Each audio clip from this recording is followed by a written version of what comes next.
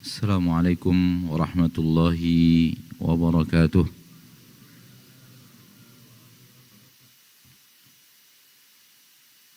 Innal hamdalillah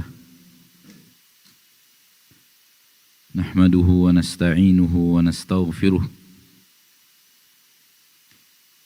na'udzu billahi min shururi anfusina wa min sayyiati a'malina.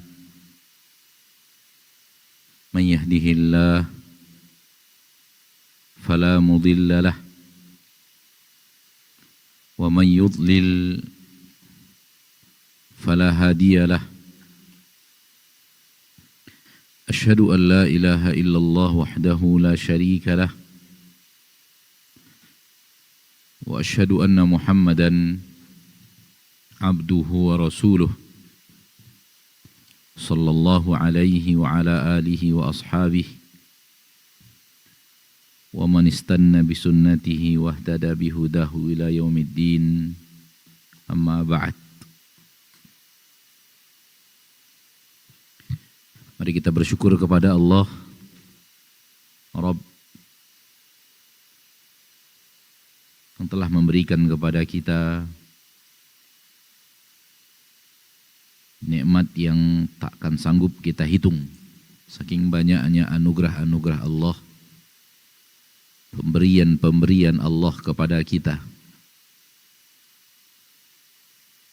Wa in ta'uddu ni'matallahi la tuhsuha. Sesuatu yang pasti tak ada manusia yang bisa menghitung nikmat-nikmat yang Allah berikan kepadanya. Walau menggunakan sains teknologi secanggih apapun untuk menghitung sesuatu, lalu digunakan untuk menghitung nikmat-nikmat Allah,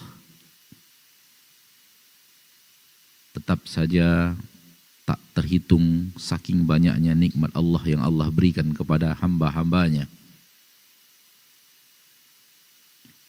Oleh karena itu kewajiban kita adalah bersyukur. Bersyukur di hati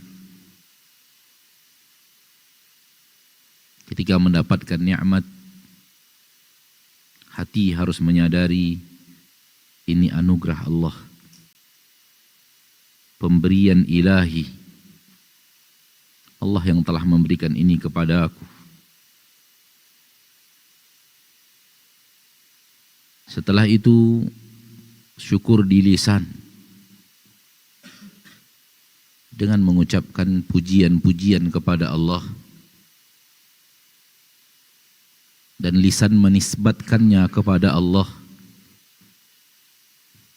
Hada min fadli Rabbi. Ini adalah karunia dari Rabbku, sebagaimana yang dikatakan oleh Nabi Sulaiman. Maka lisan memuja dan memuji Allah. Kalimat alhamdulillah. Namun alhamdulillah yang lahir dari hati. Karena sesungguhnya di zaman kita sekarang, terutama di negeri yang mayoritasnya Muslim, sehingga lahir generasi-generasi Islam dari keturunan. Terkadang kalimat alhamdulillah keluar hanya latah. Keluar dari lisan alhamdulillah, namun hati tidak hadir. Hati tidak benar-benar mengagungkan Allah, namun lisan mengucapkan alhamdulillah. Bukan itu yang dimaksud.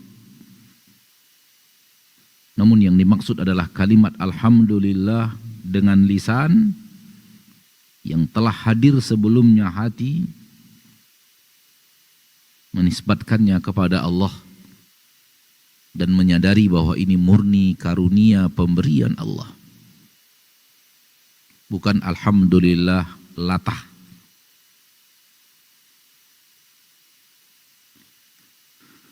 Kemudian syukur dengan amalan, dengan menjadikan nikmat-nikmat tersebut hanya untuk yang diridhoi Allah.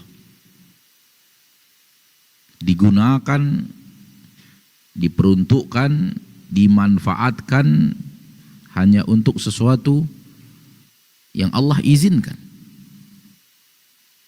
dan berusaha sekuat tenaga agar nikmat-nikmat tersebut tidak digunakan untuk hal yang Allah tidak ridha. I'malu ala Dawud syukra. Beramallah, beramallah. Wahai keluarga Daud, beramallah, beramal. Syukra, sebagai rasa syukur. Tidak hanya ucapan lisan, tidak hanya hati yang menisbatkan kepada Allah, akan tetapi amal juga harus mengiringi.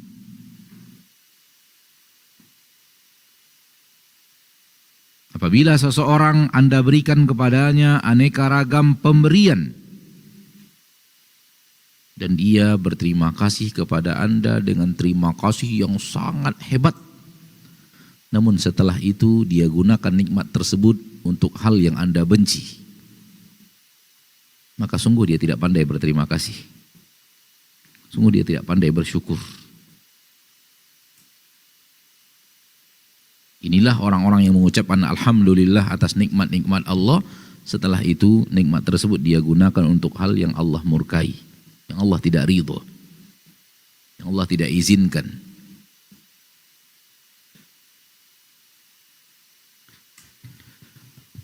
Pada hari ini, pada pagi hari ini, kita mungkin akan memperbanyak tanya jawab. Karena ana melihat kepala-kepala yang ingin tertunduk. Padahal baru mulai muqaddimah. Ada pelupuk-pelupuk mata yang sudah berat untuk diangkat.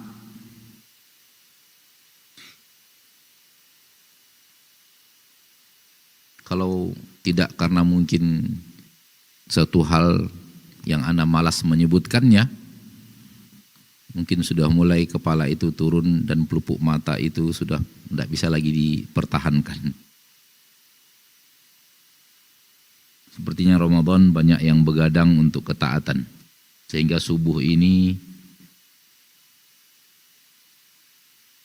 sambil ana ngomong ini masih ada pelupuk mata yang turun dari tempatnya. Sementara kita ingin bicara tentang Allah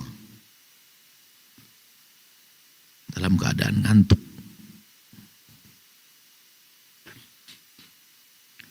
Ketika salah seorang ulama berbicara tentang melihat Allah, bertemu dengan Allah,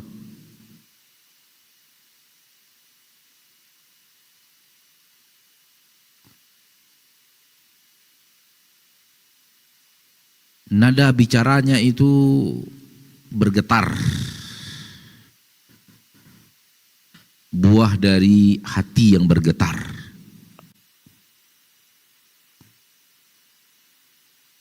Sehingga terwujud di dalam nabaratus saut, getaran suara. Dan beliau bertanya, tahukah Anda apa yang dimaksud dengan bertemu Allah?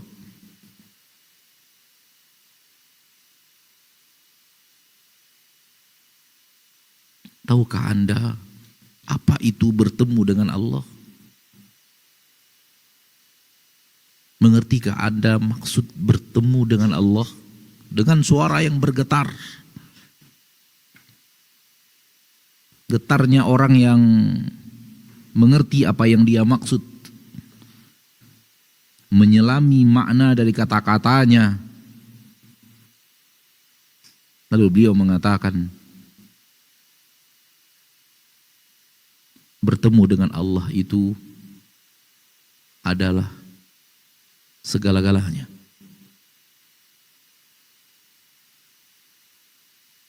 Bertemu dengan Allah itu adalah segala-galanya.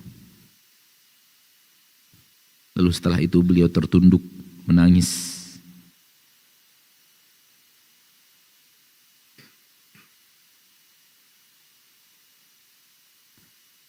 Oleh karena itu, hal yang merupakan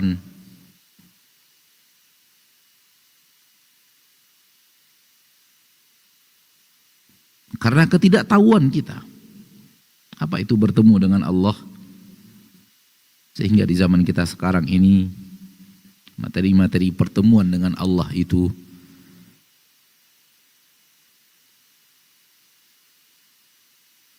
banyak yang tidak berminat, banyak hati yang menjauh darinya.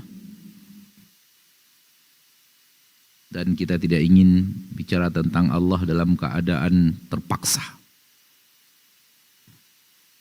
Dan kita juga tidak ingin memaksa orang untuk harus bicara tentang Robnya.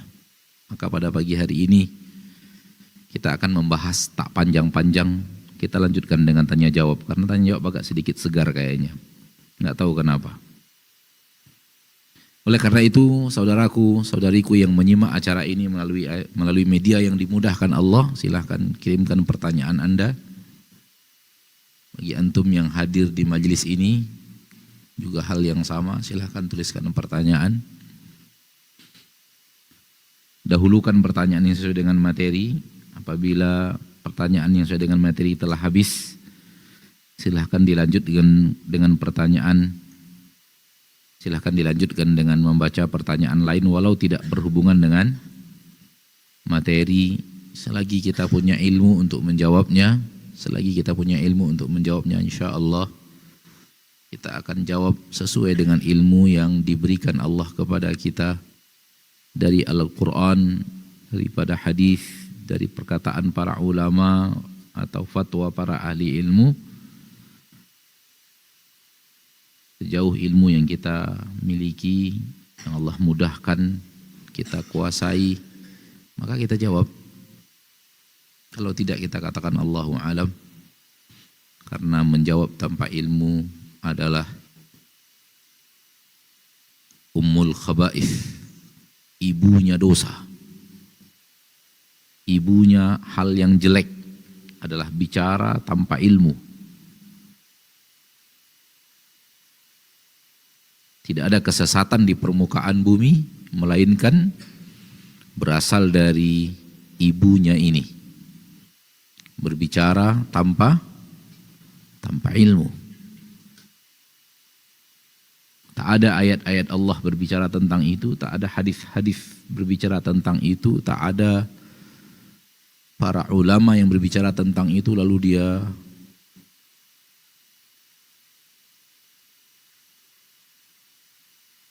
menjawab, berfatwa sesuka hatinya, sesuka syahwat dan ilmu yang jauh daripada bimbingan Al-Quran dan hadis. Ma'asyiral muslimin wal muslimat rahimani wa rahimakumullah.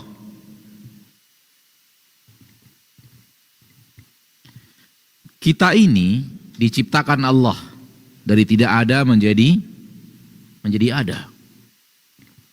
Ya atau tidak? Kita ini diciptakan Allah? Ya atau tidak? Ketika diciptakan dengan aneka ragam alat.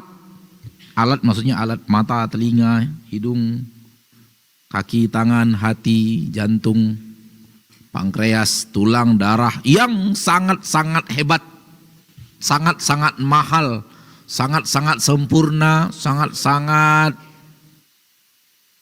ajaib. Ya atau tidak?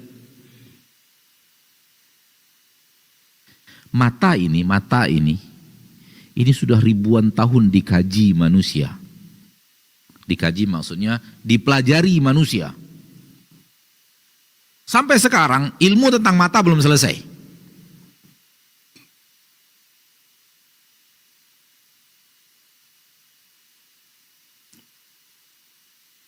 Padahal sudah dikaji ribuan tahun. Sudah ditelaah ribuan tahun. Sampai sekarang ilmunya belum selesai. Itulah mata yang Anda gunakan.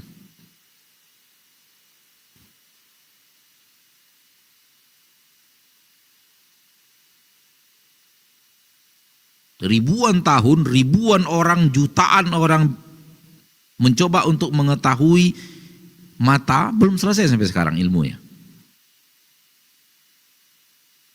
Masih ada penemuan. Penemuan itu artinya sebelumnya Anda tidak tahu, sekarang baru Anda tahu.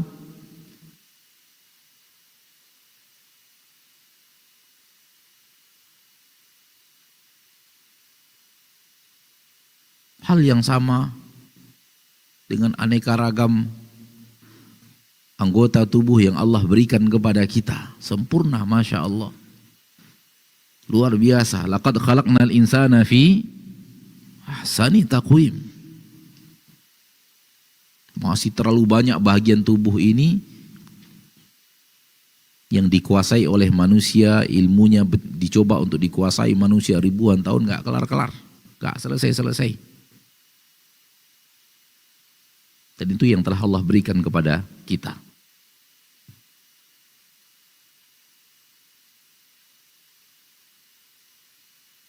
Ana ingin mengatakan bahwa anugerah yang Allah berikan kepada kita dengan kita diciptakan itu demikian hebat. Kenapa kita tidak patuh dan taat kepadanya? Apa yang membuat kita malas untuk sami'na wa ata'na?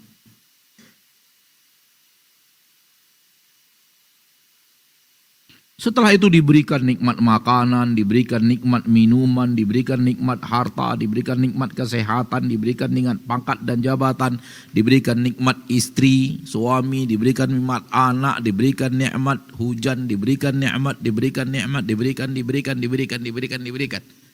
Ya atau tidak? Berhenti? Pernah berhenti nikmat Allah yang Allah berikan kepada kita? Tak pernah berhenti. Sambil tidur pun kita anugerah nikmat Allah itu diberikan Allah, terus dicurahkan kita nikmat-nikmat. Padahal kita lagi tidur, apalagi lagi sedang beraktivitas.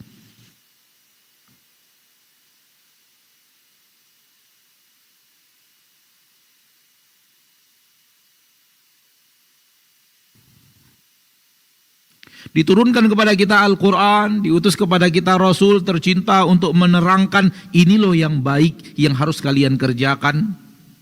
Kalau kalian berjalan di atas hal yang baik ini, hidup kalian nikmat, ujungnya juga nikmat, bernama surga. Ini loh yang buruk yang harus kalian jauhi, karena kalau yang buruk ini kalian lakukan, hidup kalian akan sengsara, hidup kalian akan menderita, ujungnya juga penderitaan, namanya neraka. Diterangkan dengan sedetil-detilnya. Sehingga tak ada yang ditinggalkan di dalam Al-Quran kecuali dibahas hukum halal dan haramnya.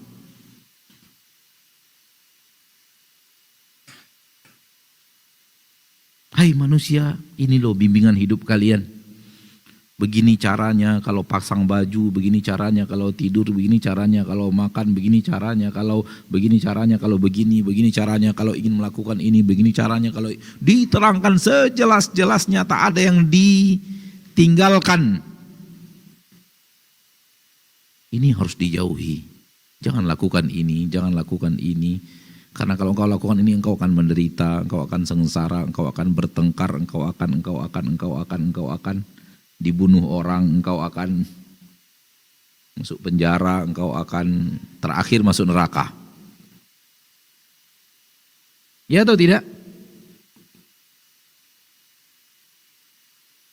Ini kemaslahatan kita, baik mengerjakan perintah atau meninggalkan larang, semuanya untuk kita. Untuk kita, Allah tak ada manfaat apapun untuk Allah dengan ketaatan-ketaatan itu dan dengan meninggalkan maksiat-maksiat itu. Bagi Allah tak ada manfaat. Murni kasih sayang Allah.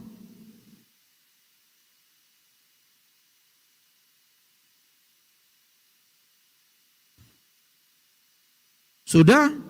Lalu kita taati. Sami'na wa ata'na, kita lakukan ketaatan itu. Kita jauhi kemaksiatan itu. Allah berikan kita pahala.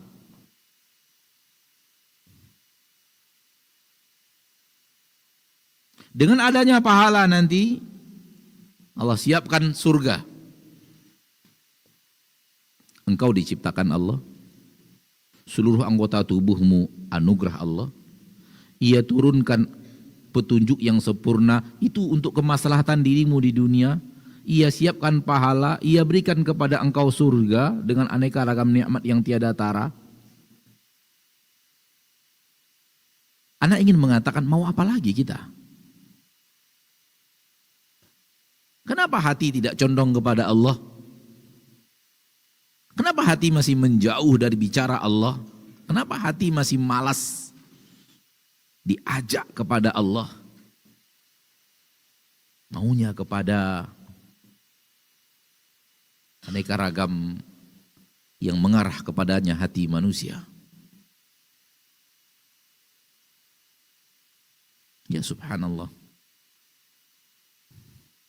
Orang yang berbuat maksiat kepada Allah, apa kalimat yang pantas untuk kita katakan kepada orang yang seperti ini? Dia diciptakan oleh Allah, dia diberikan nikmat oleh Allah, dia diberikan aneka ragam alat di tubuhnya yang luar biasa oleh Allah. Telah diturunkan bimbingan yang sempurna oleh Allah. Tak mau juga. Tak mau diajak kepada Allah. Tak mau diajak kepada ayat Allah, kepada hadis-hadis utusan Allah.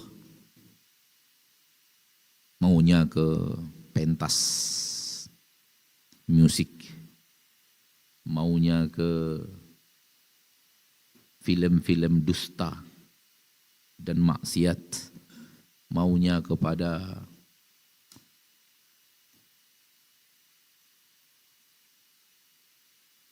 oleh karena itu Rob kita siapkan azab.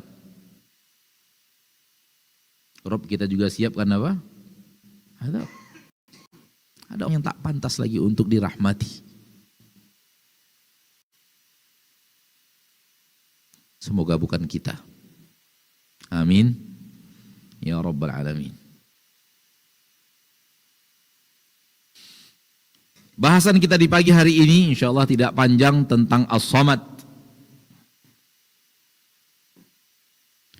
Ada di dalam Al-Quranul Karim, dalam ayat yang insya Allah semua umat Islam menghafalnya. Dalam surah Al-Ikhlas, A'udzu billahi minasyaitonir rajim, Bismillahirrahmanirrahim. Qul huwallahu ahad, Allahus samad, lam yalid wa lam yulad wa lam yakun lahu kufuwan ahad. Surat yang dikatakan oleh Nabi SAW, ta'dilu thuluthal Quran. Dia setara dengan sepertiga Al-Quran. Dia setara dengan berapa? Sepertiga Al-Quran. Al-Ikhlas itu sepertiga Al-Quran.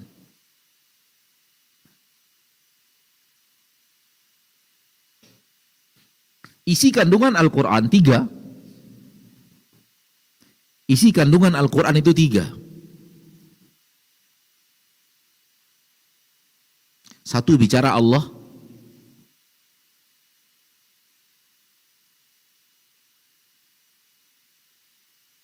2 bicara hukum.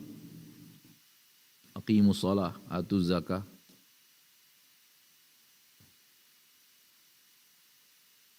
Ya ayyuhalladzina amanu idza tadayantum bidainin ila ajalin musamman faktubuh. Bicara hukum. Dzalika kafaratu aymanikum idza halaftum. Bicara hukum. Walakum nisfu ma taraka azwajukum illam yakun lahunna walad. Bicara hukum. Isi kandungan Al-Quran yang kedua apa? Hukum. Ini boleh, ini harus kerjakan, ini tinggalkan. Ini yang harus. Isi kandungan Al-Quran yang ketiga, kisah. Kisos. Kosos.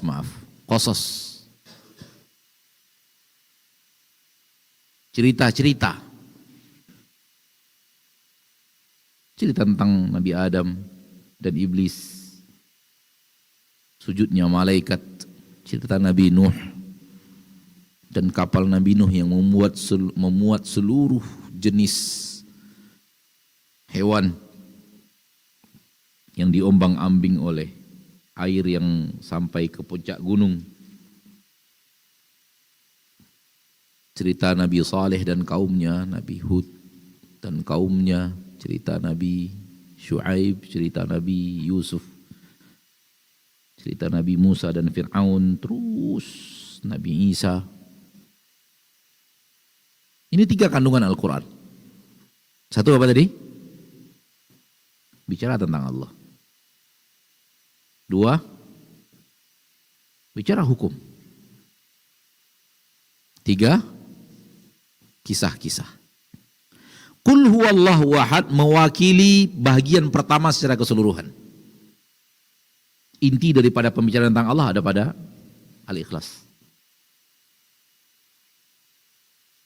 Seluruh pembicaraan Al-Quran tentang Allah, kandungannya ada di dalam surah Al-Ikhlas. Oleh karena itu kata para ulama, Al-Ikhlas setara dengan apa? Sepertiga Al-Quran.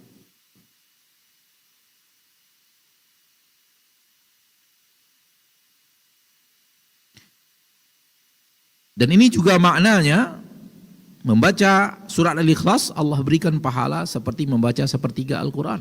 Dan Allah Tabaraka wa Ta'ala Rabb yang maha pemberi.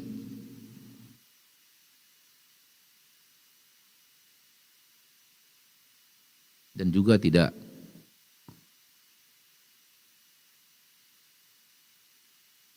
jauh dari makna pahala membaca surah Al-Ikhlas setara dengan membaca sepertiga Al-Quran.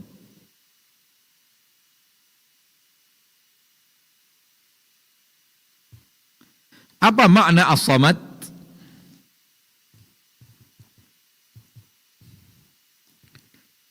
As-Samad secara ringkas maknanya adalah Rabb yang maha sempurna dalam segala sesuatu.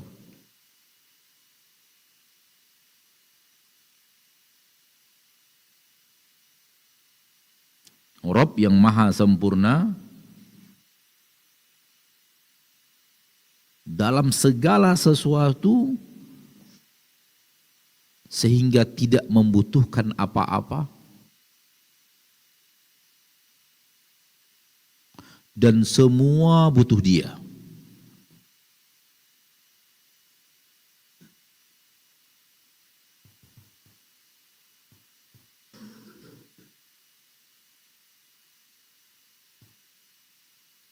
Rabb penguasa, pencipta, pemilik yang apapun yang dibicarakan tentang Dia semuanya sempurna. Sampai kepada puncak kesempurnaan dari seluruh apapun yang dibicarakan tentang Dia. Mau bicara apa tentang Allah? Tentang ilmu, sempurna ilmunya. Tentang kekuasaan, sempurna kekuasaannya. Tentang kasih dan sayang, sempurna kasih dan sayangnya. Tentang keagungan, sempurna keagungannya.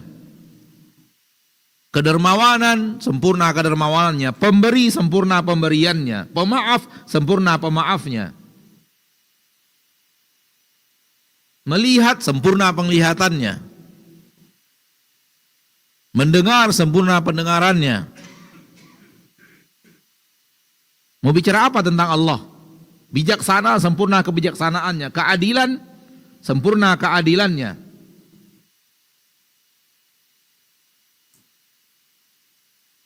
Memberi rezeki, sempurna sifat memberi rezekinya.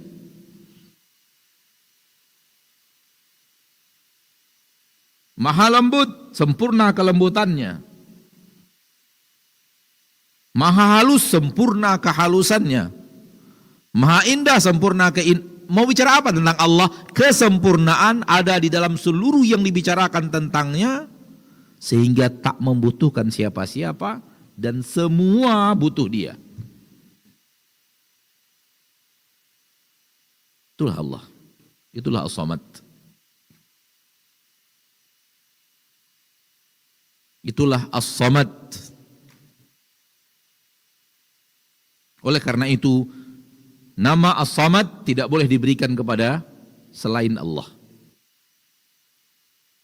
Nama As-Samad tidak boleh diberikan kepada selain Allah. Karena tidak ada Samadiyah kecuali hanya milik Allah Rabbul Izzati wal Jalalah.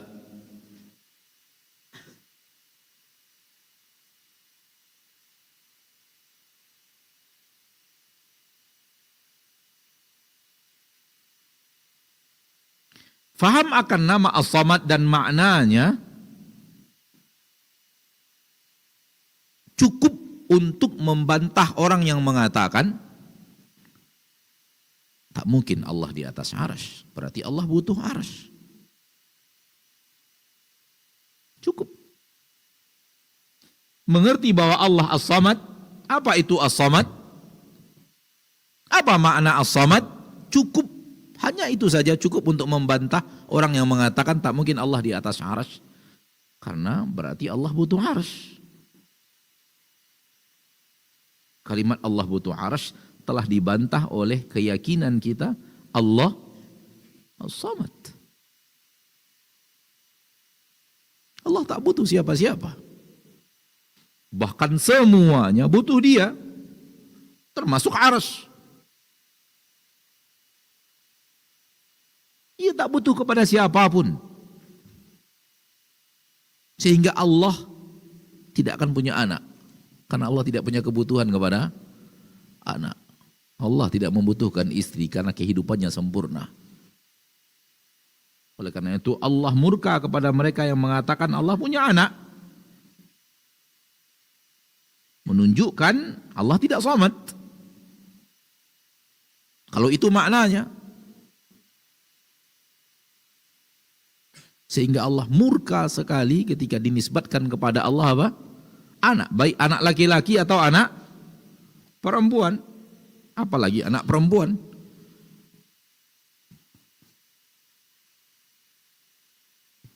Keyakinan masa lalu malaikat-malaikat itu anak-anak perempuannya Allah. Wa ja'alul malaikata alladziina hum ibadur rahmani inatha.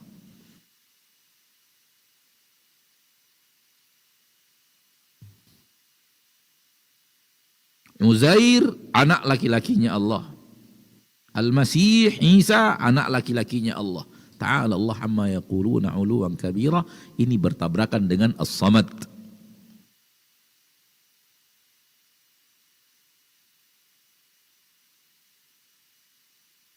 Apapun kalimat yang di dalamnya menunjukkan Allah membutuhkan sesuatu terbantahkan oleh Allahu As-Samad. Namun sayang, manusia membaca Allahu Samad sekedar membacanya saja.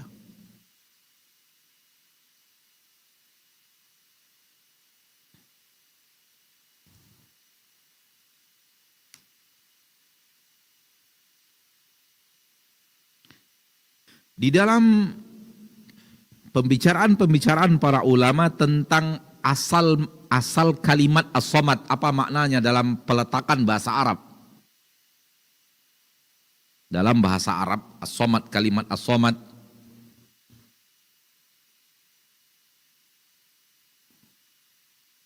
dalam bahasa Arab dibahas dalam buku ini, silakan rujuk dalam buku, kita tidak ingin membahasnya satu persatu. Ada asal kalimat. Dan semua itu kata Imam Al-Baghawi dan Imam Ibnu Jarir, semua itu adalah sesuatu yang kalau seandainya diarahkan kepada Allah sesuai dengan bahasan tentang Allah. Namun ketika para ulama berbicara As-Samad, ulama berbicara kepada asal usul pengambilan bahasa. Dan sifat Allah berhubungan dengan hal-hal yang berhubungan dengan pengambilan bahasa tersebut dan tidak ditolak maknanya. Silakan kembali kepada kitab.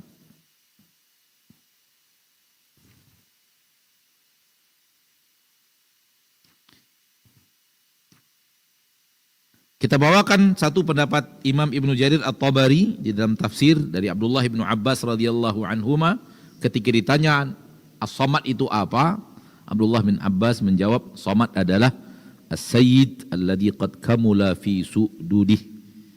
pemimpin yang telah sempurna dalam kepemimpinannya, wasyarif alladzi qad kamula fi syarafih, yang maha mulia yang sempurna dalam kemuliaannya, wal azim alladzi qad kamula fi 'azamatih, yang maha agung sempurna dalam keagungannya, wal halimul ladzi qad kamula fi hilmih, dan yang maha lembut yang sempurna dalam kelembutannya, wal ghani alladzi qad kamula fi ghina, maha kaya yang maha sempurna dalam kekayaannya, wal jabbar alladzi qad kamula fi jabarutih, yang maha perkasa yang telah sempurna dalam keperkasaannya, wal alim alladzi qad kamula fi ilmi, yang maha berilmu yang sempurna dalam keilmuannya, wal hakim alladzi qad kamula fi hikmatih, maha bijaksana sempurna dalam kebijaksanaannya, wa huwa alladzi qad kamula fi anwa'i syarafi was su'dud,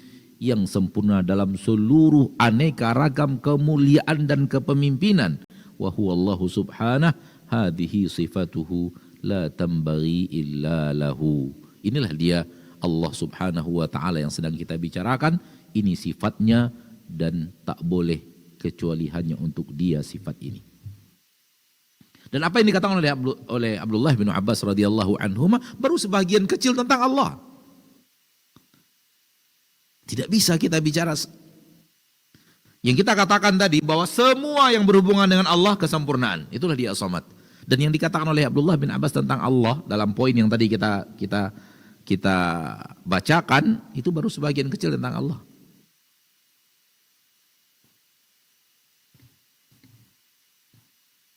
Kalau kita ingin bicarakan tentang Allah tabaraka wa taala dari sekarang sampai malam tidak selesai. Berhubungan dengan ini, berhubungan dengan ini, berhubungan dengan ini, berhubungan dengan ini. Semuanya apa? Sempurna. Sampai kepada puncak kesempurnaan.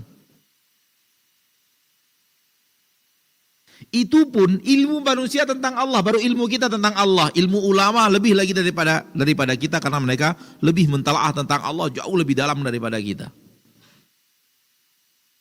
Itu baru ilmunya kita. Di ulama zaman sekarang, ulama zaman dahulu lebih lagi ilmunya tentang Allah. Para sahabat lebih berilmu lagi tentang Allah. Nabi tercinta Muhammad SAW lebih berilmu lagi tentang Allah tabaraka wa ta'ala, dan kumpulkan semua ilmu manusia tentang Allah, itu baru secuil kecil ilmu tentang Allah yang Allah beritahu kepada manusia yang tersembunyi lebih banyak.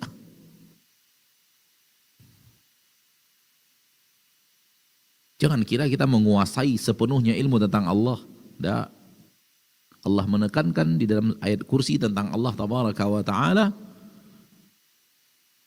wala yuhituna bi syai'in min ilmihi illa bima syaa. Kalian tidak menguasai ilmu tentang Allah kecuali kadar yang Allah inginkan kalian kuasai.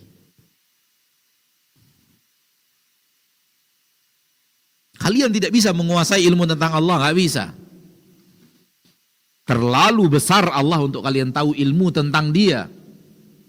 Terlalu hebat Allah untuk dibicarakan lisan. Yang kalian bicarakan sekarang tentang Allah, itu hanya kadar yang Allah inginkan kalian tahu tentang Dia. Dan kadar yang Allah ingin tahu Allah ingin kalian tahu tentangnya, itu pun Allah katakan wa ma utitum minal ilmi illa qalila. Yang itu hanya kadar yang sedikit. Apabila kita hadirkan ini, kita hadirkan as-samad di dalamnya, oh, siapa Allah yang sedang kita bicarakan itu? Itulah dia Rabb yang kita ruku dan sujud kepadanya. Semoga di akhirat kita melihat kepadanya. Amin. Ya Rabbal Alamin. Naam. Sudah beberapa kepala turun. Kita cukup sampai di sini materi pada pagi hari ini. Dan kita lanjutkan dengan menjawab beberapa pertanyaan. Dan ana minta kepada pembawa, kepada host untuk membicarakan terlebih dahulu pertanyaan yang berhubungan dengan materi atau yang berhubungan dengan Allah dan akidah tentang Allah tabaraka wa taala. Sekiranya habis, silakan membacakan pertanyaan lain walau tidak berhubungan dengan materi. Dan kepala-kepala yang tertunduk karena ngantuk silakan berwudu. Tafadhal berwudu. Jangan sampai ana suruh berdiri. Jangan sampai aura kantuk antum mempengaruhi berdiri. Silakan berwudu. La aib, tidak ada aib. Karena kantuk itu tanda bahwa antum itu bukan Rob. Antum ngantuk itu tanda bahwa antum bukan Rob. Antum itu makhluk, wajar ngantuk. Antum tidur itu tanda bahwa antum bukan ilah. Rob dan ilah tidak boleh, tidak bisa ngantuk. Tidak ngantuk dan tidak juga tidur. Kalau Rob ngantuk, siapa yang ngatur alam? Siapa yang mengatur matahari, planet yang begitu besar? Siapa yang mengatur hujan, awan, angin? Maka Allah tabaraka wa ta'ala la yanam wa la yanbaghi lahu an yanam. Allah tidak ngantuk, la ta'khuduhu sinatun wala naum. Kalau antum ngantuk itu wajar. Tapi jangan di dalam majelis ilmu dilanjutkan sampai tidur. Harus dilawan. Harus dilawan. Ini ilmu, apalagi ilmu tentang Allah. Barakallahu fiikum. Nah. Barakallahu fiik, jazakallahu khairan untuk materi kita di kesempatan hari ini. Dan seperti yang sudah disampaikan oleh guru kita akan menjawab beberapa pertanyaan yang sudah masuk di layanan WhatsApp kita di 081175500606. Dan untuk pertanyaan dari jamaah juga bisa dituliskan dan disampaikan ke depan. Kita bacakan dulu pertanyaan dari layanan WhatsApp yang sepertinya berhubungan untuk tema kita hari ini. Assalamualaikum warahmatullahi wabarakatuh, Ustaz. Waalaikumsalam warahmatullahi wabarakatuh.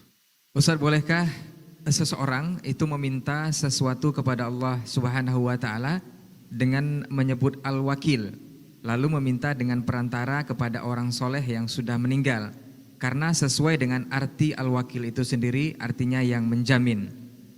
Naam, Ustaz. Meminta kepada orang yang sudah meninggal syirik. Meminta kepada orang yang sudah meninggal syirik. Apapun permintaan itu.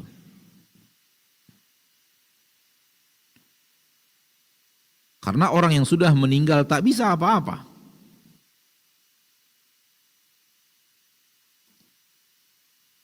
Dia tidak bisa mandi sehingga kita mandikan.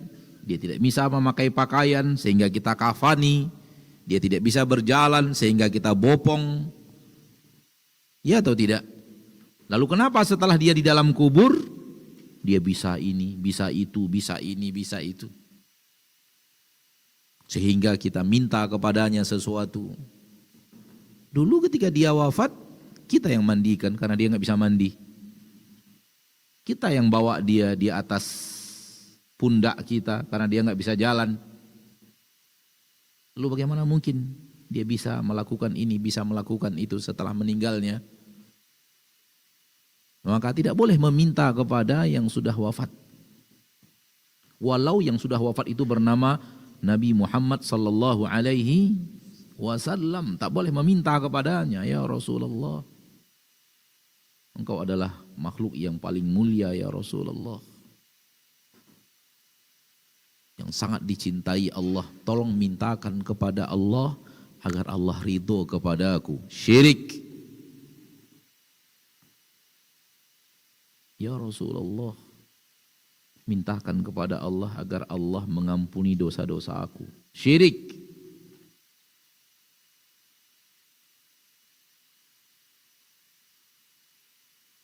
Wa man da'a ma'allahi ahada, barang siapa yang menyeru, berdoa, meminta kepada selain Allah tabaraka wa ta'ala, asyraka billahi walau Muhammadah, dia telah berbuat syirik kepada Allah walau kepada Nabi Muhammad sallallahu alaihi wasallam. Maksudnya adalah orang yang sudah meninggal. Asyraka billahi walau Muhammadah.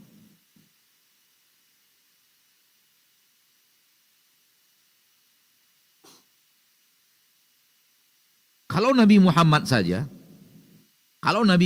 saja, tidak boleh kita meminta kepadanya setelah beliau meninggal dunia, apalagi yang tadi dikatakan wakil-wakil itu tadi. Ini adalah batil min abtalil batil. Oleh karena itu kita disuruh untuk mendoakan orang yang wafat. Itu artinya orang yang wafat butuh kita. Jangan dibalik. Kita butuh orang wafat. Sehingga kita minta kepada orang yang sudah wafat. Orang wafat itu butuh kita. Oleh karena itu Allah menyuruh kita untuk mendoakan untuk orang yang wafat. Minta ampun kepada Allah, minta Allah mengampuni dosa orang yang wafat. Ya atau tidak? Allahumma ighfir lahu warhamhu wa'afihi wa'afu anhu. Disuruh kita untuk meminta kepada Allah agar Allah mengampuni orang-orang yang kita cintai yang sudah wafat. Berarti orang wafat butuh orang hidup. Jangan dibalik. Orang hidup butuh orang wafat. Ketika Madinah dalam keadaan paceklik, hujan tak turun-turun, tanaman mati, hewan-hewan juga mati. Di samping para sahabat ada kubur manusia paling mulia bernama kuburan Nabi Muhammad sallallahu alaihi wasallam. Namun mereka tidak pergi kepada kuburan itu. Mereka tidak pergi kepada kuburan itu. Mereka justru pergi kepada paman Rasul sallallahu alaihi wasallam yang masih hidup. Dan mengatakan dulu kami minta kepada Allah dan meminta Nabi Muhammad untuk berdoa kepada Allah. Sekarang Nabi Muhammad sudah wafat. Dan karena engkau adalah pamannya, masih ada hubungan kekerabatan, sekarang kami minta kepadamu berdoalah kepada Allah. Ini cukup sebagai argumen bahwa sehebat apapun manusia di sisi Allah, kalau sudah wafat tidak boleh meminta sesuatu kepadanya. Itu Nabi Muhammad SAW. Ini akidah para sahabat. Nah. Baik, jazakallahu khairan Ustaz untuk jawabannya. Semoga saudara kita yang bertanya dari pemirsa bisa paham dari jawaban Ustaz. Kita lanjut pertanyaan dari jamaah. Assalamualaikum Ustaz. Waalaikumsalam warahmatullahi. Ustaz, kita sudah mengetahui bahwa Allah itu maha sempurna dengan ciptaannya. Maka apa hikmah Ustaz? Allah menciptakan orang cacat, apakah itu termasuk ujian baginya? Nah Ustaz. Di antara hikmahnya agar Anda tahu nikmat yang Allah berikan kepadamu.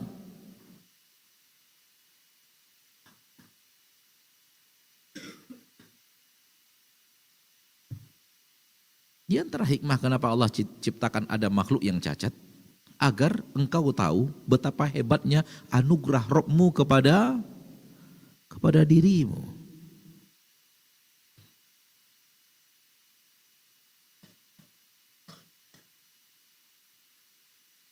Sebagaimana Allah mampu menciptakan engkau seperti Dia, namun Allah ciptakan engkau sempurna tidak seperti Dia.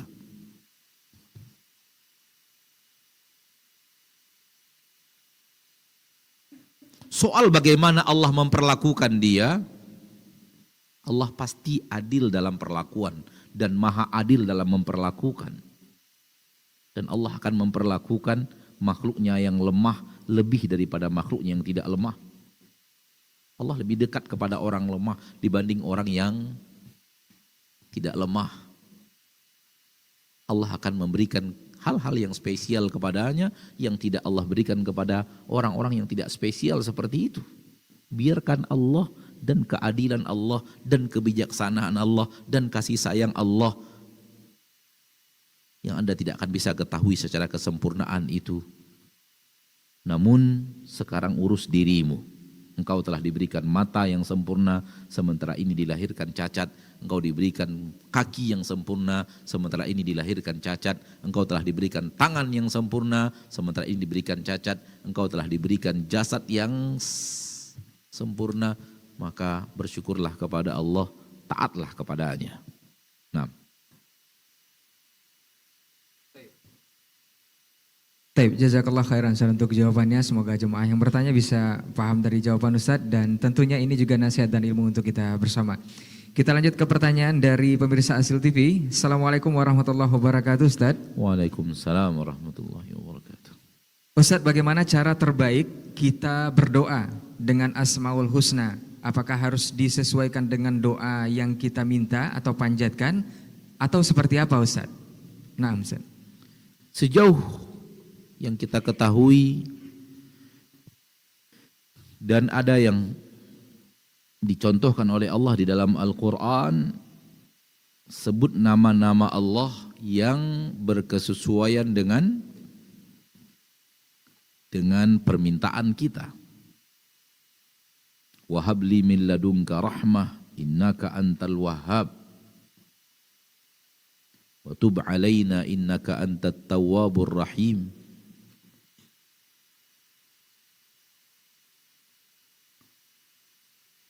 Waftah bainana wa anta khairul fatihin. Begitu dan begitu juga yang disampaikan oleh para ulama kepada kita. Ketika meminta kepada Allah rezeki, panggil Allah dengan nama Allah Ar-Razzaq. Ketika minta maaf kepada Allah, panggil Allah dengan nama-nama Allah yang berhubungan dengan sifat Allah yang pemaaf, Al-Ghafur, Al-Ghaffar. Ketika minta rezeki kepada Allah, minta yang berhubungan dengan rezeki, minta Allah memberikan kepada kita pilihan, sebut nama Allah Allamul Ghuyub sebagaimana yang ada di dalam doa istikharah. Begitu yang ada di dalam Al-Quran, begitu yang ada di dalam sunnah. Adapun nama-nama Allah keagungan yang lainnya, itu diawali ketika kita berdoa, memuja dan memuji Allah. Ketika sudah mulai minta berdoa dan meminta sesuatu, cari nama-nama Allah yang berhubungan dengan permintaan. Cari nama-nama Allah yang berhubungan dengan permintaan. Namun dalam memuji, memuja, memuji sebelum berdoa, silakan puja dan puji Allah sebanyak-banyaknya. Nah. Baik, barakallahu fiik, jazakallahu khairan Ustaz untuk jawabannya. Kita lanjut ke pertanyaan dari jamaah Masjid Al-Hijrah. Assalamualaikum Ustaz. Waalaikumsalam warahmatullahi. Ustaz, ana pernah mendengar bahwa kalimat akbar itu adalah bentuk sighah mubalaghah yang bermakna sesuatu yang melampaui batas. Maka apakah makna Allahu Akbar itu adalah Allah Maha Besar dan kebesaran Allah itu melampaui batas segala sesuatu? Mohon penjelasannya Ustaz. Jazakallahu khairan. Melampaui batas segala sesuatu maknanya adalah tak ada yang lebih besar daripada dia. Dialah yang paling besar. Itu makna Al-Akbar. Allah berkehendak tak ada yang lebih besar daripada dia. Sehingga seluruh makhluk yang dia ciptakan pasti lebih kecil daripada Allah. Allah berkeinginan seperti itu.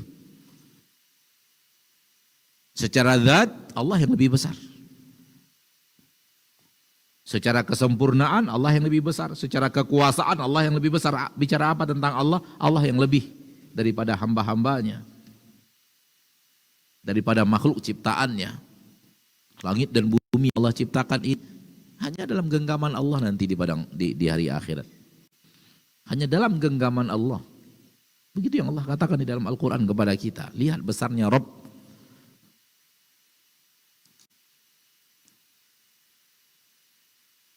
Dalam pertanyaan ini ada kalimat melampaui batas. Mungkin ini yang menjadi masalah. Melampaui apa makna melampaui batas? Maksudnya adalah tak ada yang bisa lebih daripada Allah. Allah yang paling segala-galanya, termasuk yang tadi yang kita bahas. Allah yang segala-galanya, yang dia yang memiliki kesempurnaan, tak ada yang lebih daripada itu. Sehingga makhluk sehebat apapun, sekuat apapun, tak ada yang lebih kuat daripada Allah. Sebesar apapun, tak ada yang lebih besar daripada Allah. Semulia apapun, tak ada yang lebih mulia daripada Allah. Nah. Baik, jazakallahu khairan untuk jawabannya. Kita lanjut ke pertanyaan dari pemirsa Asil TV. Assalamualaikum warahmatullahi wabarakatuh Ustaz. Waalaikumsalam warahmatullahi. Ustaz, dari hamba Allah di Padeglang, ana mau bertanya Ustaz, apakah boleh berzikir itu hanya dengan mengingat nama Allah saja Ustaz, tanpa melafazkannya di lidah. Seperti As-Somad tadi Ustaz. Jazakallahu khairan.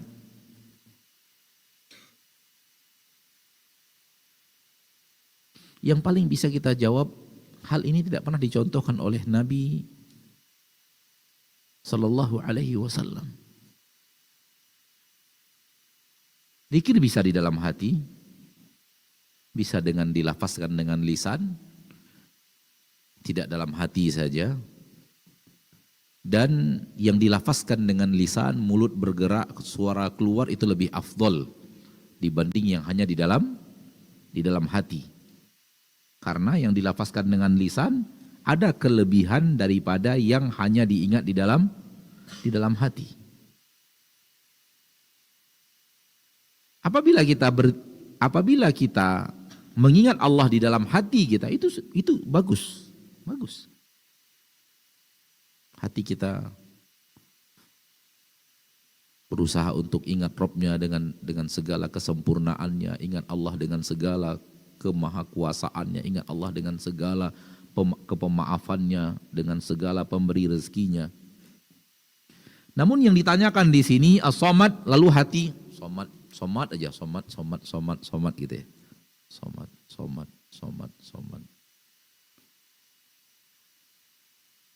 Kalau hanya itu yang dimaksud, maka jawaban kita yang tadi tidak dicontohkan oleh Nabi kita tercinta Muhammad Sallallahu Alaihi Wasallam.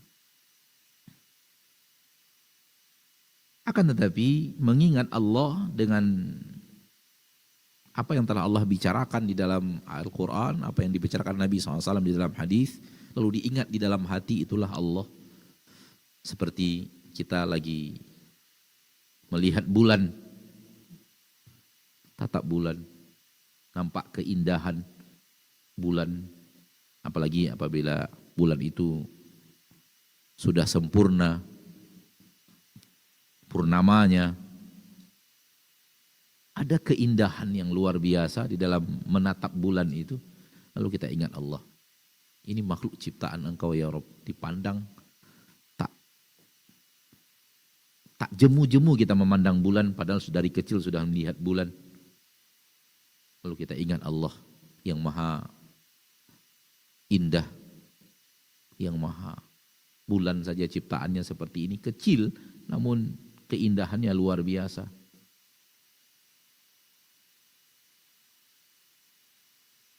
Kalau itu yang dimaksud mengingat Allah, bagus. Itu mengingat Allah di dalam diri. Dan Allah mengatakan dalam hadis qudsi, barang siapa yang mengingatku di dalam dirinya, maka aku akan mengingat dia di dalam diriku. Barang siapa yang menyebut aku di dalam majlis, maka aku akan menyebut dia di dalam majlis yang lebih baik daripada majlis itu. Maka kalau hanya ingat di dalam diri, itu juga bagus. Disebut juga bagus. Namun menyebutnya lebih afdol karena lebih daripada sekedar di dalam hati. Namun kalau yang dimaksud as-somad di dalam diri sebut berulang-ulang, maka itu tidak ada sunnahnya. Walau disebut dengan lisan berulang-ulang pun tidak ada sunnahnya. Tak ada contohnya dari Nabi kita tercinta mengulang-ulang nama-nama Allah dengan menyebut nama saja. Nah. Baik, barakallahu fiik, jazakallahu khairan untuk jawabannya dari pertanyaan pemirsa. Kita lanjut ke pertanyaan berikutnya. Masih soal zikir Ustaz. Assalamualaikum warahmatullahi wabarakatuh Ustaz. Waalaikumsalam warahmatullahi wabarakatuh. Semoga Allah Ta'ala merahmati Ustaz dan juga keluarga. Izin bertanya Ustaz. Bagaimana hukumnya kita berzikir sambil mengerjakan pekerjaan lainnya Ustaz? Seperti memasak dan pekerjaan rumah tangga lainnya. Apakah ini tidak menodai kesucian Asmaul Husna itu sendiri atau zikir itu sendiri? Barakallahu fiik. Ini adalah hal yang boleh. Lisan mengerjakan pekerjaan sementara anggota tubuh yang lain mengerjakan pekerjaan yang berbeda. Itu nggak ada masalah. Tidak ada aib di dalam masalah tersebut. Oleh karena itu kita tidak dilarang. Kita tidak dilarang oleh Allah Tabaraka wa Ta'ala untuk berzikir kepadanya dalam keadaan di mana keadaan itu bukan keadaan yang terlarang. Kalau keadaannya junub, terlarang kita berzikir. Kalau keadaannya di dalam toilet, terlarang kita berzikir. Maka Ketika tidak ada larangan, maka itu bukan celaan. Sambil nyetir berzikir, sambil masak berzikir. Lisan mengerjakan pekerjaan sementara anggota tubuh yang lain mengerjakan pekerjaan yang berbeda, tidak jadi masalah. Wallahu a'lam. Nah, jazakallahu khairan Ustaz untuk jawabannya. Kita lanjut ke pertanyaan dari jamaah. Assalamualaikum Ustaz. Waalaikumsalam warahmatullahi. Ustaz, afwan, ini di luar tema. Anak soleh bisa memberikan amal jariah kepada orang tuanya. Pertanyaannya Ustaz, apabila anak yang soleh itu meninggal, apakah amal jariah untuk orang tuanya terputus Ustaz? Nah,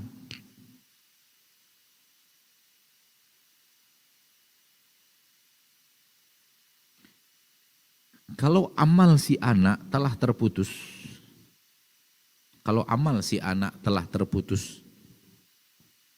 maka amal jariahnya juga akan terputus. Amal si anak telah terputus. Apabila masih ada amal-amalnya yang lama, ketika hidupnya, yang diajarkan kepada orang dan apa yang diajarkan kepada orang itu adalah buah daripada apa yang kita ajarkan kepadanya, ini dia rentetan amal soleh yang bermula dari kita kepada anak, kemudian anak ajarkan kepada orang lain. Tidak tertutup kemungkinan kita yang mengajarkan anak cara yang benar dalam membaca Al-Quran, lalu si anak mengajarkan kepada orang lain, kemudian anak meninggal, rentetan ini tetap terjadi. Namun apabila diharapkan pahala jariah berikutnya setelah anak meninggal, habis karena amal si anak habis ketika dia meninggal. Tinggal lagi hal-hal yang berhubungan dengan apa yang dia kerjakan sebelum hidupnya, sebelum wafatnya, ketika dia masih hidup, ketika itu adalah jariah, maka jariah akan mengalir terus. Namanya juga jariah. baik, barakallahu fiik. Kita lanjut ke pertanyaan dari pemirsa Asil TV. Assalamualaikum Ustadz. Waalaikumsalam. Izin bertanya Ustadz, setiap mempelajari bab Asmaul Husna, kita tahu setidaknya arti dari setiap nama Allah. Bagaimana kita menumbuhkan kejujuran dalam hati bahwa kita mengimani dan membenarkan nama-nama tersebut? Karena jujur juga Ustadz, hati sangat sering lalai dan merasa jauh dari yang namanya jujur, yang mana tercermin dalam kehidupan sehari-hari. Seperti kita lebih menggantungkan kemampuan diri sendiri dan luput dari nama Allah As-Somad tadi. Jazakallah khairan Ustadz untuk jawabannya. Rajin membaca Al-Quran dengan tadabbur. Rajin duduk di majelis ilmu atau rajin membaca buku-buku yang berhubungan dengan ilmu, yang berhubungan dengan Allah. Ini akan melatih di dalam diri. Ini akan membuat jiwa itu semakin mudah dan terlatih untuk mengembalikan segala-galanya kepada Allah.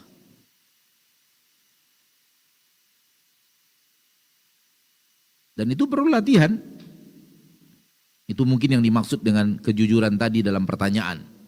Kita sudah kenal tapi hilang. Begitu ada masalah, lebih cepat-cepat cari siapa yang bisa nolong saya ya, siapa yang bisa nolong saya ya. Hati lari daripada Allah. Cari makhluk dulu. Cari sana, cari sini, cari sana, cari sini, minta tolong ini, minta tolong itu, minta tolong orang yang ada jabatan, minta tolong kepada ustadz yang mungkin kenal pejabat-pejabat, minta tolong, minta tolong, minta tolong. Setelah semua yang kita kenal tak ada yang mau menolong kita, pintu tertutup, baru ingat, oh ada Allah. Padahal seharusnya ketika masalah itu menimpa, Allah dulu ingat. Seharusnya begitu. Karena Allah yang berbuat, Allah yang maha kuasa, Allah yang bisa menggerakkan hati, Allah yang bisa memudahkan. Dan Allah ketika berkehendak, apapun yang dia inginkan pasti terjadi. Setelah ingat kepada Allah, minta pertolongan kepada Allah, baru setelah itu ikhtiar. Pergi kepada makhluk, minta bantuan, gak ada masalah. Yang jadi masalah adalah ketika kita rasa lebih daripada pertolongan Allah. Maka ini perlu latihan. Hati perlu dilatih untuk selalu mengingat Robnya, selalu bergantung kepada Robnya, bertawakal kepada Robnya, lebih daripada permintaannya kepada makhluk manapun. Maka dengan rajin membaca Al-Quran kita akan diingatkan kepada Allah. Namun baca Al-Quran yang memang mengetahui maknanya, mentadabburi apa yang sedang kita baca. Sehingga jiwa ini ditarik terus kepada Allah, jiwa ini ditarik terus kepada Allah, hati ini ditarik terus kepada Allah. Tujuan hidup kita ditarik terus kepada Allah Taala. Ketika membaca Al-Quran itu yang terjadi. Namun sering kita yang saya maksud, orang banyak baca Al-Quran, baca hurufnya saja. Sehingga hati tidak ditarik kepada Allah ketika membaca Al-Quran itu. Terjadilah jarak yang jauh antara hati dengan Rabb. Di sini masuk makhluk. Sehingga akhirnya harapan hati kepada makhluk lebih daripada kepada Allah. Maka sebenarnya membaca Al-Quran, berzikir, duduk di majelis ilmu, membaca buku yang berhubungan dengan Allah, semua itu untuk melatih hati untuk selalu kepada Rabb-Nya, selalu kepada Rabb-Nya, selalu kepada Rabb-Nya. Nah.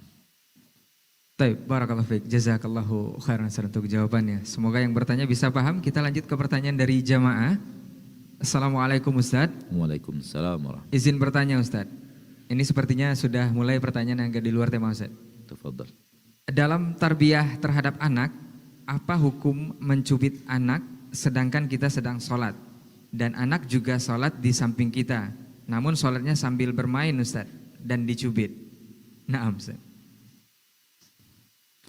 Kalau bisa kita ingatkan anak tanpa mencubit itu lebih afdol daripada mencubitnya. Kalau kita bisa ingatkan dia dengan gerakan lain selain apa? Selain cubitan. Dan anak kecil tidak akan bisa 1-2 kali kita ngomong dia akan sesuai dengan apa yang kita omongkan. Dia harus dinyinyirkan, diulang-ulang. Kita harus seperti itu. Jangan berharap anak kecil bagai mahasiswa. Ini anak-anak kecil begini tidak bisa. Disuruh jangan ngantuk lagi. Ini padahal usianya sudah nggak kecil, apalagi anak yang usianya 4 tahun, 5 tahun, 6 tahun bersama kita itu harus dinyinyir diulang terus. Lihat ketika Allah tabaraka wa ta'ala mendidik kita, menyuruh kita untuk mendidik anak sholat. Dari usia 7 tahun sampai 10 tahun, setiap waktu ditanya dia sudah sholat belum. Lihat bagaimana nyinyirnya. Kalau kita yakin dia sudah sholat berarti tidak perlu bertanya. Tapi kalau berarti dia ingat sholat. Ketika terlihat dia mungkin lalai atau tertidur, tanya kepadanya, sudah sholat belum? Sudah sholat belum? Dari usia 7 tahun sampai 10 tahun. Dari 10 tahun sampai dia balik usia 14 atau usia 15 itu berhak untuk dipukul. Itu berapa kali sampai kewajiban sholat? Berapa kali kejadiannya sampai kejadian sholat? Diwajibkan baginya sholat mandiri. Ini menunjukkan bahwa anak usia kecil itu tidak bisa sekali 2 kali ngomong. Oleh karena itu ketika kita lagi sholat, dia main, itu hal yang secara fitrah lumrah bagi anak. Ingatkan lagi. Nanti setelah sholat ngomong lagi sama dia. Habis sudah ngomong, jangan main, sholat yang benar. Besok nggak bisa dibawa ke masjid loh. Kalau masih melanggar. Seperti terus, lakukan terus. Mudah-mudahan perlahan tapi pasti anak mulai bisa sholat dengan baik. Nah. Baik, barakallahu fiik, jazakallahu khairan untuk jawaban dan nasihatnya untuk kita bersama di kesempatan hari ini khususnya bagi antum yang bertanya. Pertanyaan dari jamaah kembali kita lanjutkan. Assalamualaikum Ustadz. Waalaikumsalam warahmatullahi wabarakatuh. Ustadz, apa penyebab hati masih sering condong menjauh dari Allah? Dan kedua Ustadz, apa tanda taubat kita sudah diterima? Jazakumullahu khairan. Wallahu alam.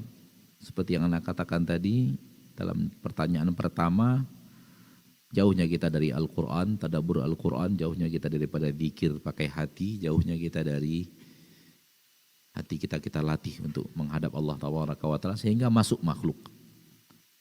Masuk harapan kepada makhluk, masuk kita yang menciptakan kekosongan antara hati dan Rabb kita tidak terjalin dengan baik. Namun para nabi dan para rasul, coba lihat Nabi Muhammad SAW dikatakan oleh para sahabat, kana yadhkurullah fi kulli ahyanih. Dalam keadaan apapun kami menemukan Rasulullah itu orang yang ingat kepada Allah. Kita sendiri yang menciptakan kekosongan. Sehingga syaitan punya cara untuk memasukkan sesuatu di dalam hati, membuat jarak antara dia dan Rabb-nya. Dan itu yang kita katakan tadi, latih terus.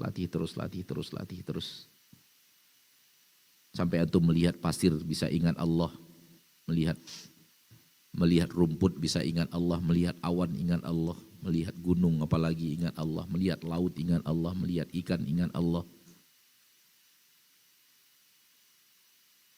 Ciptakan koneksi yang bagus antara hati dan Rabb-nya. Wallahu a'lam. Pertanyaan kedua apa tadi?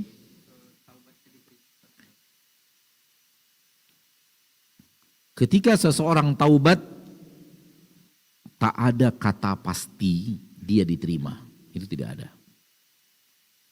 Soal telah diterima, pasti diterima itu tak ada. Kenapa? Itu gaib. Diterima atau tidak diterima kita tidak tahu.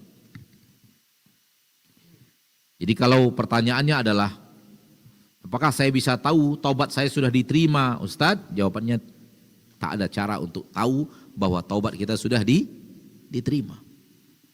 Kalau itu pertanyaannya. Namun para ulama berkata, ciri-ciri indikasi taubat diterima, indikasinya ada. Tapi pasti tidak, hanya ciri-ciri mudah-mudahan diterima. Ingat, tak ada kata pasti. Namun kalau ada ciri-ciri ini, berharaplah taubat kita diterima oleh Allah. Berharap. Mudah-mudahan diterima. Apa itu? Terjadi setelahnya hal yang lebih baik daripada sebelum bertaubat.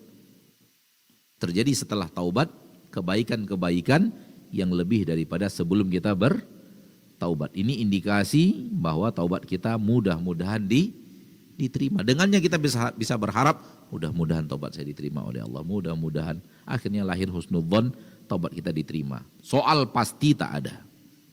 Karena diterima tidak diterimanya itu ilmu gaib dan tak ada wahyu yang turun kepada kita yang mengatakan bahwa taubat kita diterima oleh Allah. Beda ketika Nabi masih hidup.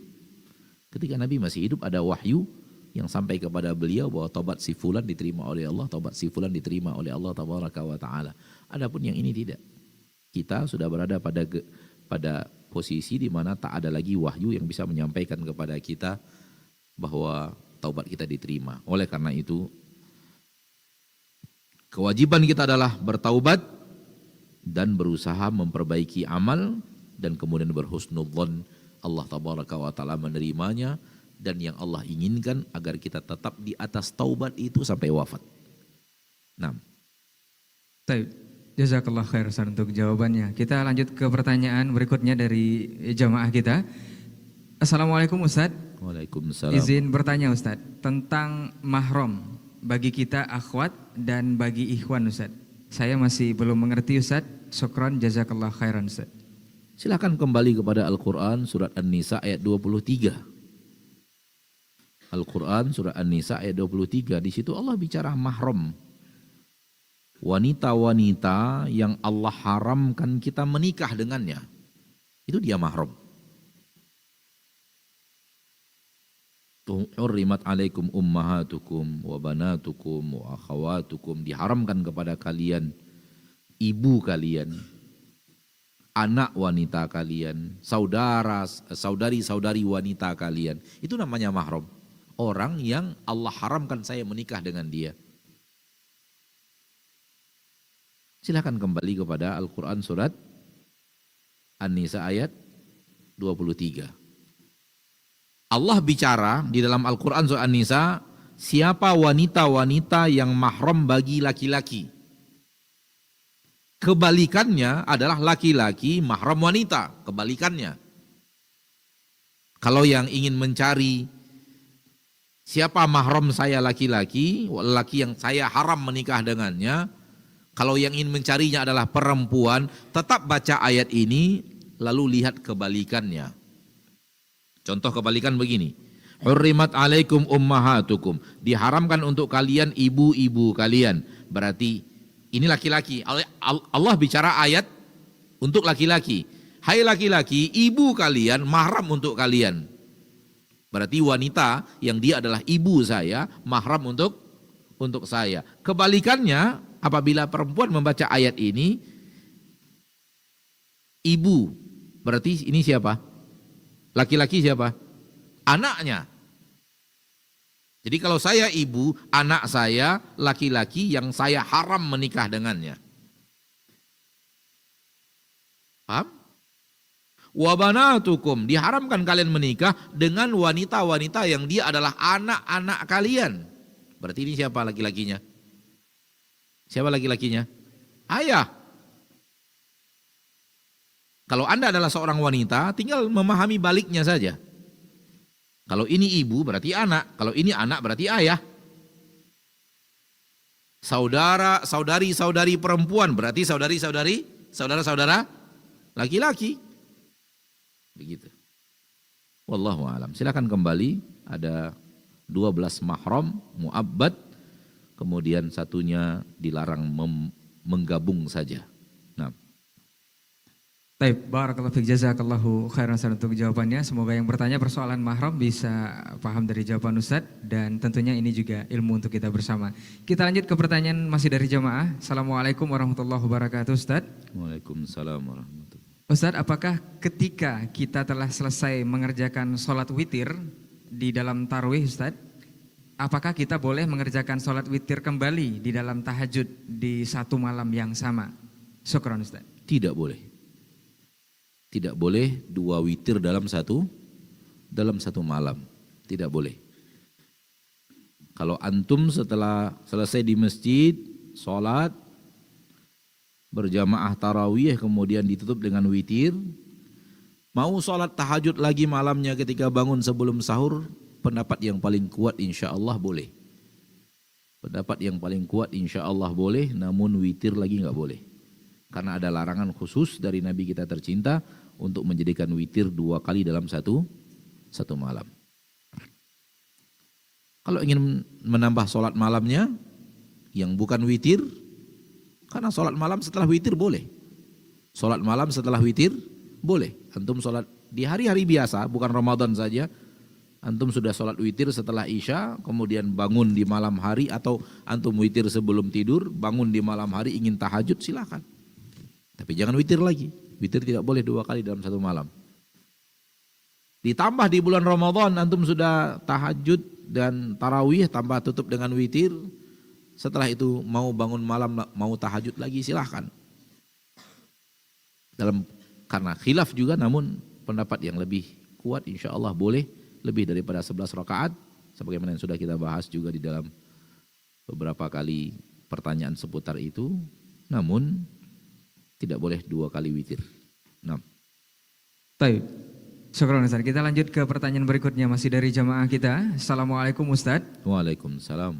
Ustaz, apakah seorang muslim itu boleh menolong pekerjaan orang yang non muslim dalam rangka untuk menyamankan ibadah orang yang non muslim tersebut? Seperti Ustaz memasang karpet di gereja, dan apakah ini termasuk tolong menolong dalam keburukan? Jazakallahu khairan Ustaz. Kalau tolong menolong di dalam kesyirikan, bukan lagi tolong menolong dalam keburukan, lalu apalagi yang buruk? Kalau tolong menolong dalam kesyirikan, tidak lagi dianggap tolong menolong dalam keburukan. Lalu apa yang dianggap tolong menolong dalam keburukan? Ayolah. Karpet yang Anda pasang itu digunakan untuk apa? Untuk berbuat syirik. Kalau itu tidak dianggap tolong menolong dalam dosa, lalu tolong menolong apa lagi yang dianggap dosa? Kalau puncaknya dosa, tidak dianggap tolong menolong dalam dosa. Lalu apa lagi?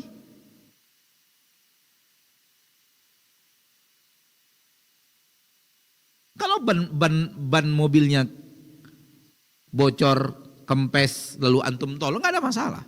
Dia terbelit hutang, antum bayarkan hutangnya, nggak ada masalah. Dia kelaparan, antum berikan makanan, walau antum juga lapar, nggak ada masalah. Tolong menolong silahkan. Muamalah duniawi silahkan. Dosa nggak boleh. Tolong menolong dalam dosa nggak boleh. Oleh karena itu, kalau memudahkan orang untuk berbuat syirik tidak dianggap tolong menolong di dalam dosa, lalu dosa apa lah?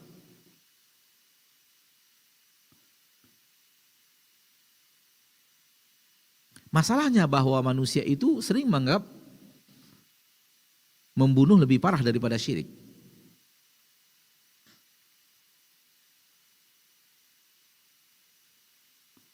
Sehingga ketika tolong menolong dalam syirik, ya tak sama dengan tolong menolong dalam membunuh. Kalau antum berikan kepadanya pisau untuk menyembelih orang, oh iya ini tolong menolong dalam dosa. Lebih parah tolong menolong dalam syirik malah daripada itu. Wallahu a'lam.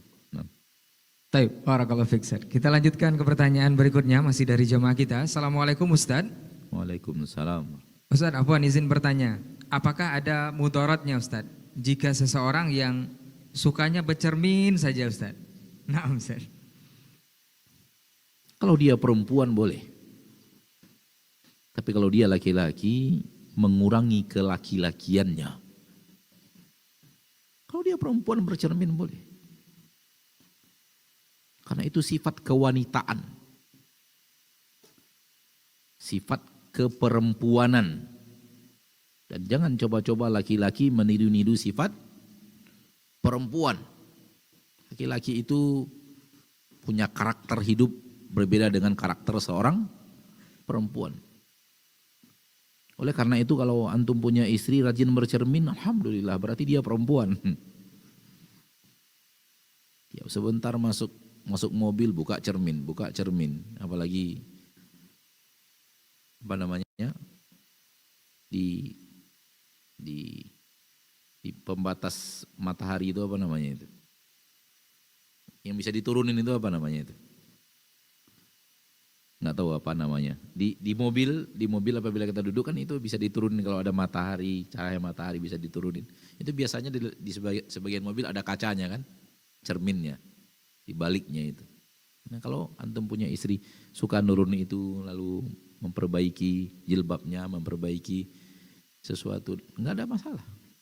Antum harus bersyukur punya istri yang rajin dandan.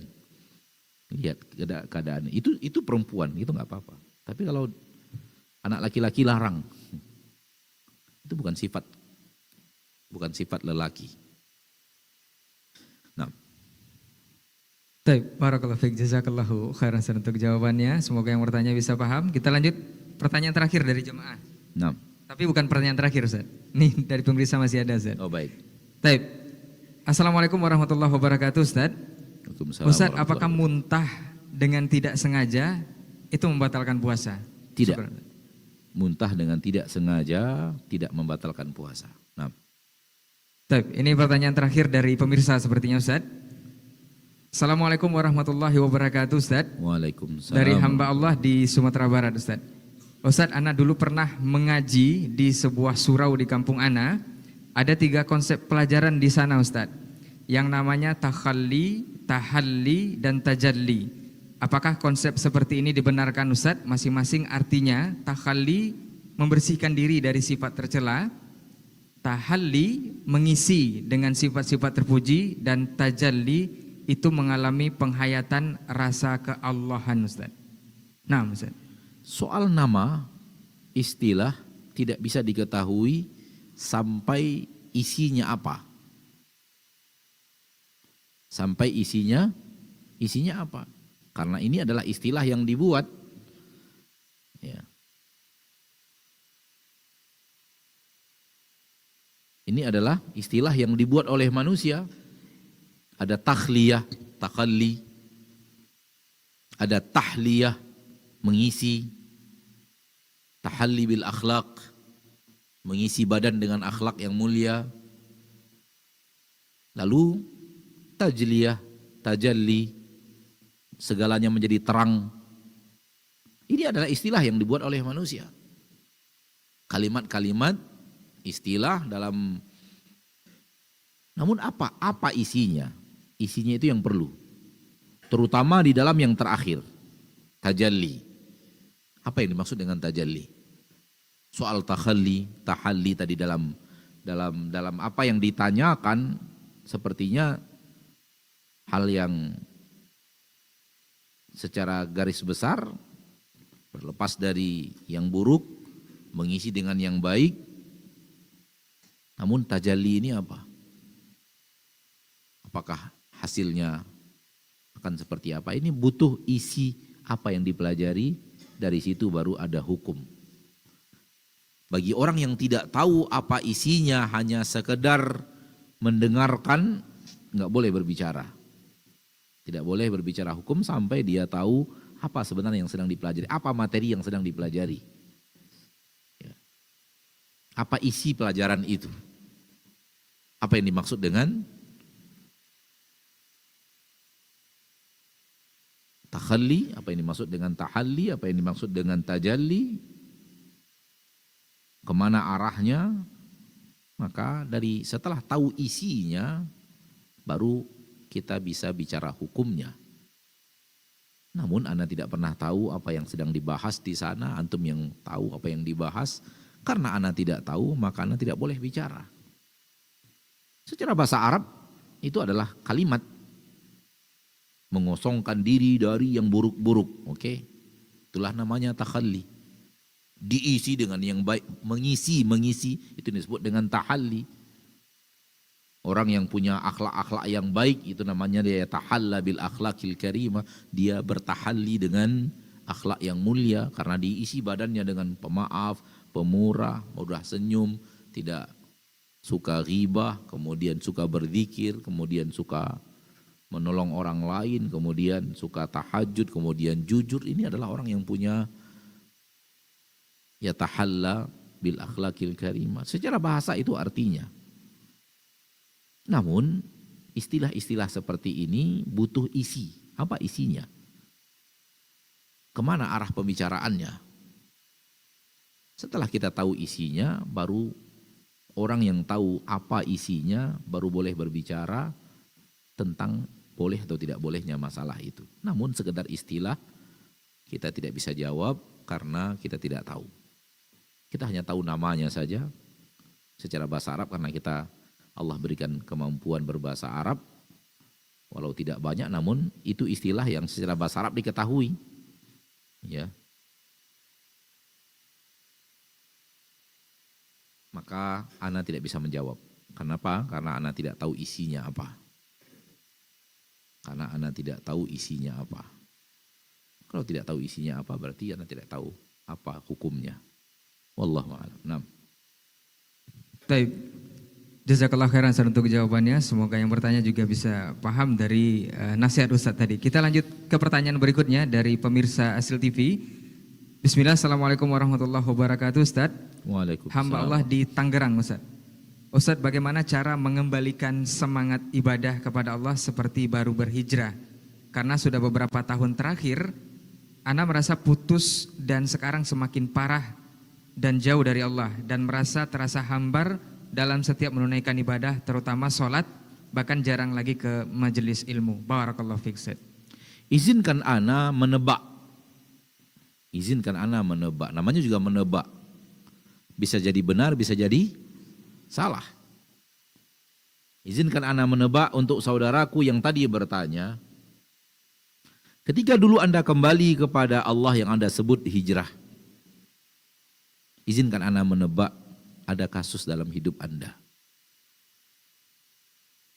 Dan kasus itu yang membuat anda berusaha mencari jalan keluarnya, dan anda temukan ternyata keindahan hidup untuk keluar dari kasus itu melalui duduk di majelis ilmu, dan mulailah anda berhijrah.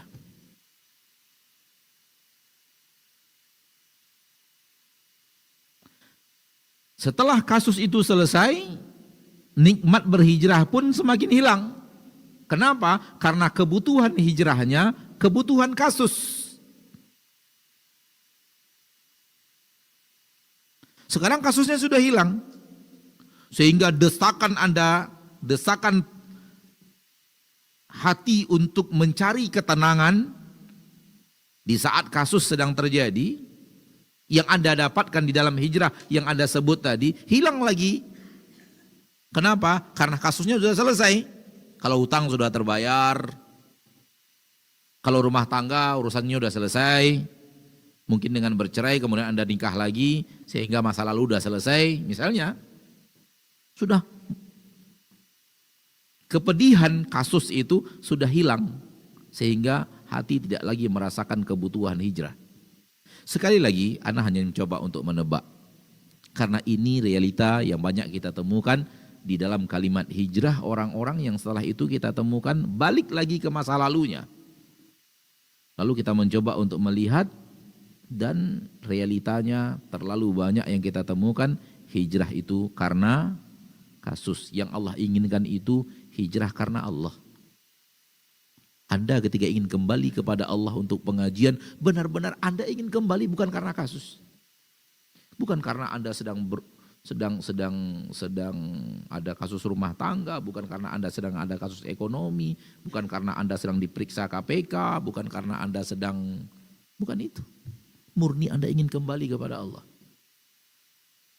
Hati Anda ingin kembali kepada Allah. Ini yang akan membuatnya insya Allah semakin lama akan bertambah. Namun kalau hijrah yang Anda maksud adalah pelarian jiwa di saat sedang menderita, ketika jiwa itu sudah mulai tenang, penderitaannya sudah mulai habis, hilang rasa manisnya.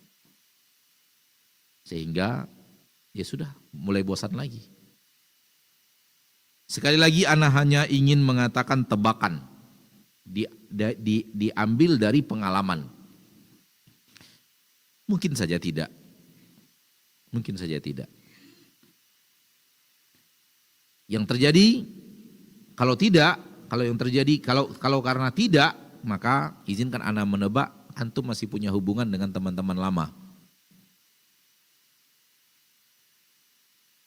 Atau antum kembali kepada kebiasaan lama antum yang dia menggoda antum untuk jauh daripada agama. Itu yang harus diputus. Putuskan dulu teman-teman itu. Karena bagaimanapun Anda menikmati ibadah, yang namanya maksiat itu lebih indah.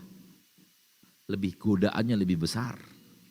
Sehingga berteman dengan orang-orang yang duduk di majelis ilmu, dengan berteman dengan pelaku maksiat, lebih indah berteman dengan pelaku maksiat. Karena pembicaraan sesuai dengan hawa nafsu, areal tempat bertemunya, areal yang sesuai dengan hawa nafsu. Hawa nafsu kita lebih condong kepada maksiat dan keindahan maksiat. Sampai kepada titik yang luar biasa baru orang bisa merasakan indahnya ketaatan. Sehingga dia tidak perlu lagi maksiat itu karena dia sudah merasakan indahnya taat kepada Allah. Dan itu level yang luar biasa. Oleh karena itu putuskan persahabatan dengan orang-orang yang mengajak Anda kembali ke masa lama, atau putuskan kebiasaan yang mengajak Anda kepada hal yang lama, sehingga mulai keindahan beribadah kepada Allah hilang. Dan harus dipaksa lagi. Harus ada aksi memaksa hawa nafsu untuk kembali kepada masa-masa lalu. Dan jangan tunggu melaksanakan ketaatan di saat jiwa itu tidak malas. Oh, itu nggak bisa. Tunggu jiwa ini tidak malas dulu baru mau rajin ibadah, akan malas terus. Akan malas terus. Karena jiwa lebih condong kepada malas dibanding kepada rajin. Sehingga para ulama menasihatkan, kalau ada orang yang ingin ibadahnya hanya di saat dia rajin saja, maka insya Allah mayoritas hidupnya kemalas. Justru malas itu adalah rintangan yang harus dihadapi untuk ibadah. Malas itu adalah rintangan yang harus dilawan agar kita bisa ibadah. Ketika Allah tabaraka wa ta'ala menyuruh kita ibadah, Allah menciptakan rintangan, di antara rintangannya malas itu tadi. Harus diterobos malas itu. Harus ditabrak. Oleh karena itu oleh karena itu Rasul mengatakan surga Allah pagari dengan hal yang tidak disukai. Di antaranya itu tidak suka untuk tabrak tidak suka itu. Ini disukai oleh Allah, tabrak. Jangan tunggu jiwa rajin dulu baru ibadah. Tidak begitu cara seorang hamba beribadah kepada Allah. Hamba beribadah kepada Allah itu melawan rasa malasnya, melawan rasa tidak inginnya, melawan rasa. Semakin rajin dia melawan, maka semakin bagus dia beribadah kepada Allah. Nah, Taib, barakallahu fiik, jazakallahu khairan Ustaz untuk nasihatnya. Satu pertanyaan terakhir Ustaz dari pemirsa Asil TV. nah. Assalamualaikum warahmatullahi wabarakatuh Ustaz. Waalaikumsalam warahmatullahi wabarakatuh. Ustaz mohon nasihatnya kepada kami selaku penuntut ilmu. Bagaimana hukumnya menyimak tahziran di media sosial tentang rokok Ustaz? Apakah ini mengurangi pahala puasa atau malah membatalkan puasa kita Ustaz? Syukran jazakallahu khairan. Ada yang berbeda dengan mencari hukum rokok atau membicarakan orang yang sedang merokok. Itu dua hal yang berbeda. Dua hal yang berbeda. Kalau yang terjadi adalah membicarakan orang yang sedang merokok, larinya kepada membicarakan aib orang. Tapi kalau benar-benar mencari hukum rokok, benar-benar serius mencari hukum rokok, kalau serius ingin mencari hukum rokok, maka itu benar. Tapi apakah Anda yang sudah rajin mengaji masih ingin mencari hukum rokok itu hukumnya apa?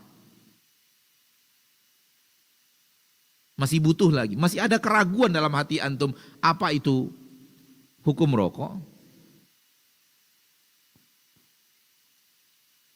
Sejelas-jelas itu bahaya rokok, orang kafir saja ijma' dia berbahaya. Orang kafir ijma' sudah. Masa orang Islam nggak bisa ijma'?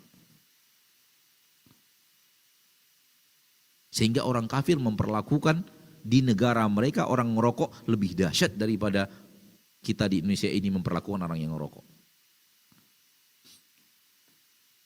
Saking mereka ijma' bahwa rokok itu berbahaya.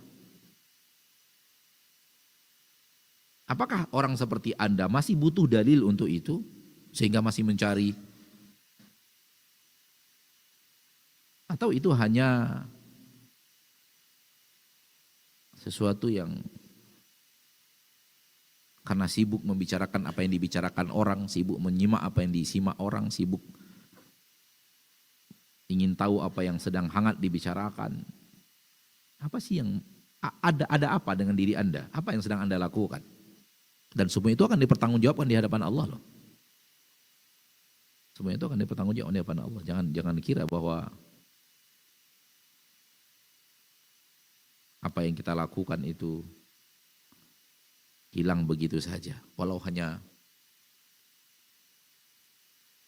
kita saja yang melakukan tanpa berefek kepada orang lain. Semua perbuatan kita dimintai Allah pertanggungjawaban. Kalau memang mencari hukum rokok, serius mencari hukum rokok, ya silakan. Silakan.